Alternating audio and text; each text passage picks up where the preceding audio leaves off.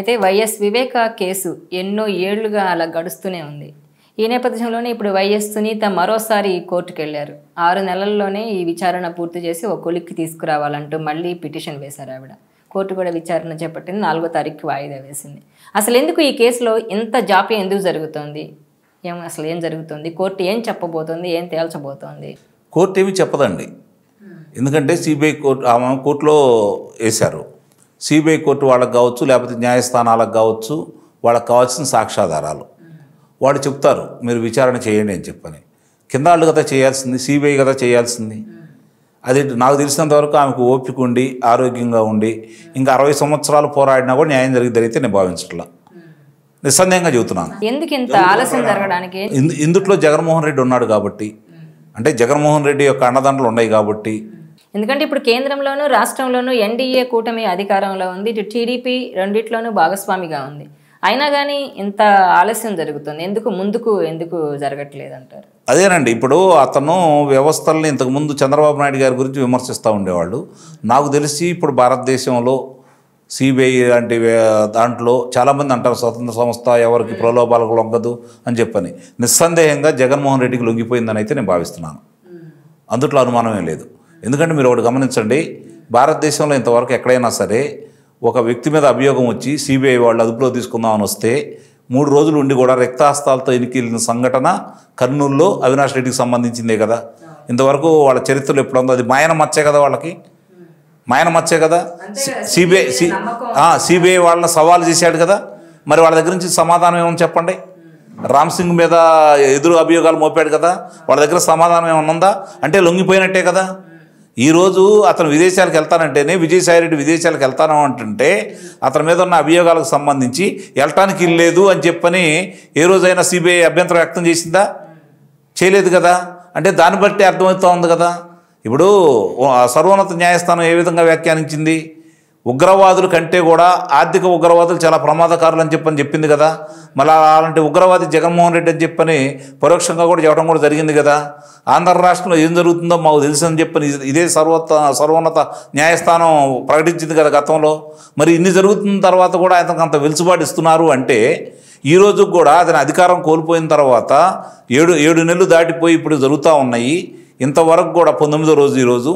మరి ఈ రోజు వరకు కూడా అతను సిబిఐ న్యాయస్థానానికి వెళ్ళి మామూలుగా రోజువారీ కార్యక్రమాల్లో పాల్గొనట్లేదు కదా, విచారణ ఎదుర్కోవట్లేదు కదా.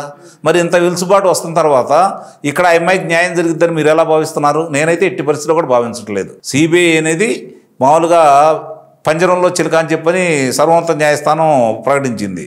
ఇప్పుడు నేను జగన్మోహన్ రెడ్డి పంజరంలో సిబిఐ ఉందని చెప్పని అయితే నేను భావిస్తున్నాను. జరుగుతున్న పరిణామాలు దానికే బలం చేకూరుతున్నాయి, కళ్ళ ముందు కనపడతానే ఉన్నాయి.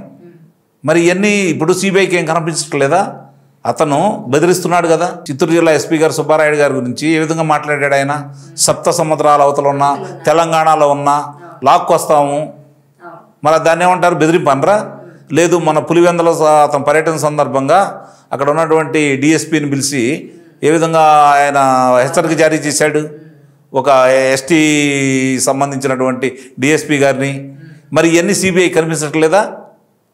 ఇలా చేస్తున్నప్పుడు అది అతనికి ఇచ్చినటువంటి నిబంధనలకి వెలుసుబాటుకి విరుద్ధమైందే కదా. మరి ఎందుకు దాని గురించి న్యాయస్థానంలో వాళ్ళు ప్రస్తావించట్లేదు? అంటే వాళ్ళు ఏమీ పట్టించుకోవట్లేదని దాని అర్థం. ఏమీ పట్టించుకోవట్లేదని చెప్పి దాని అర్థం. కాబట్టి పట్టించుకుంటారని కానీ పాప మా అమ్మాయి అయితే పోరాడుతూ ఉంది. ఇప్పుడు అన్నీ వాళ్ళకి అందుబాటులో ఉన్నాయండి. దస్తగిరి వాస్తవాలు చెబుతున్నాడు. అతనైతే లొంగిపోయాడు. లొంగిపోయి ఇదిగో నేనే చంపాను, నాతో పాటు ఫలానా వాళ్ళు పాల్గొన్నారు, ఫలానా వాళ్ళ ద్వారా నేను లబ్ధి పొందాను, నాకు ఆర్థికంగా ఇంత ఇస్తామన్నారు, ఇన్ని డబ్బులు ఇచ్చారు అని చెప్పి అతను స్వయంగా చెప్పాడు కదా. అతని దగ్గర డబ్బులు కూడా స్వాధీనం చేసుకుంది కదా సిబిఐ వాళ్ళు. మరి సిబిఐ వాళ్ళు స్వాధీనం తీసుకొని ఇన్ని సంవత్సరాలు అవుతూ ఉంటే ఇప్పటి వరకు దానికి సంబంధించినటువంటి ఈడీ వాళ్ళు ఎందుకు చర్యలు తీసుకోలేదు? నీ డబ్బులు ఎవరిచ్చారు, ఎక్కడి నుంచి వచ్చి అని చెప్పని ఇంతవరకు ఎందుకు విచారణ చేయలేదు? ఇది అర్థమవుతానే ఉంది కదా. గూగుల్ టేక్అవుట్ ద్వారా నిమిషం ఏం జరిగిందని చెప్పని వాళ్ళే ప్రకటించారు కదా. గొడ్డలి విషయం గురించి కూడా వాళ్ళే నిగ్గు తేల్చారు కదా. మరి ఇవన్నీ తెలిసిన తర్వాత కూడా ఇంక వాళ్ళు అట్లనే తిరుగుతూనే ఉన్నారు, విచారణ వేగవంతం కావట్లేదు అంటే వాళ్ళకి ఇష్టం లేదు. వాళ్ళు ఎవరన్నా అదుపాయంలో పెట్టారా, లేకపోతే జగన్మోహన్ రెడ్డి వాళ్ళని అదుపాయంలో పెట్టుకున్నాడనేది వేరే విషయమే. కానీ వాళ్ళైతే ముందుకు వెళ్ళట్లేదు కదా. రామ్ సింగ్ గారు లాంటి వ్యక్తి మీదే వాళ్ళు ఫిర్యాదు చేసినప్పుడు కూడా స్పందన అయితే లేదు కదా. కాబట్టి మనకు ఎలా నమ్మకం ఏర్పడుతుంది? ఎట్టి పరిస్థితుల్లో కూడా సునీత గారికి న్యాయం జరిగిద్దని అయితే నేనైతే నమ్మనండి. సుప్రీంకోర్టు గతంలో టైం బౌండ్ కూడా పెట్టింది, ఎప్పటిలోగా మీరు విచారణ పూర్తి చేయాలి అని. అయినా సరే పట్టించుకోరు కదా. నేను చెప్పిన ఉదంతాలన్నీ కనుక ఒకసారి పరిశీలిస్తే సిబిఐ వాళ్ళు పట్టించుకోవట్లేదని స్పష్టంగా అర్థమైపోతా ఉంది కదా. కాకపోతే వాళ్ళ పరిధిలో వాళ్ళు మాత్రం విచారణ మాత్రం చేశారు. దాంట్లో ఎలాంటి అనుమానం చేస్తేనే కదా ఎన్ని విషయాలన్నీ బయటకు వచ్చింది. కానీ దాన్ని ముందుకు తీసుకెళ్లే క్రమంలో అడ్డుకట్టబడతా ఉంది. ఈ వీడియో మీకు నచ్చినట్లయితే please share, like and subscribe R24 Telugu.